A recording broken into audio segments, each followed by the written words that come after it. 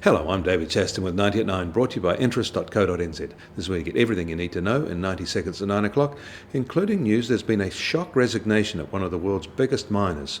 Tom Albanese, an American who ran Rio Tinto, has quit under pressure from his board after the company was forced to take huge write-downs on its coal and aluminium assets. It's that aluminium connection that may affect us. Rio Tinto owns the Bluff smelter, and many have wondered how committed they are to that plant. Maybe less now.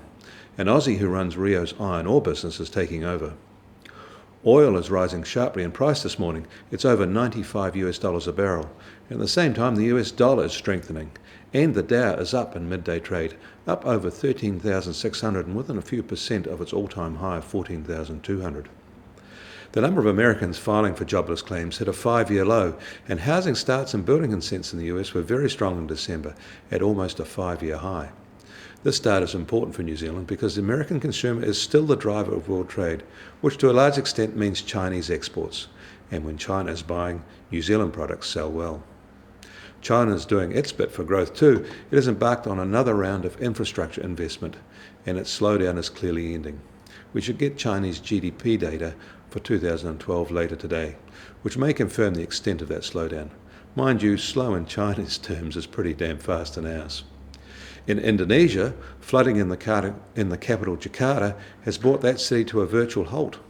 Flooding is a regular monsoon risk there, but this year it has been particularly difficult. We don't talk much about Indonesia, but it is a powerhouse regional trader, and we will notice via Australia if they stumble.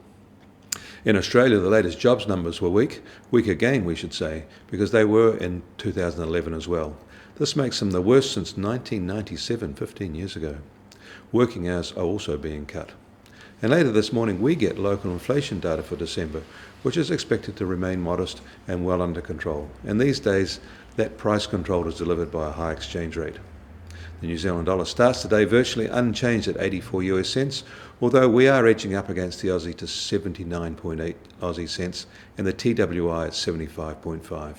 I'm David Chaston. That was 90 at 9, brought to you by interest.co.nz.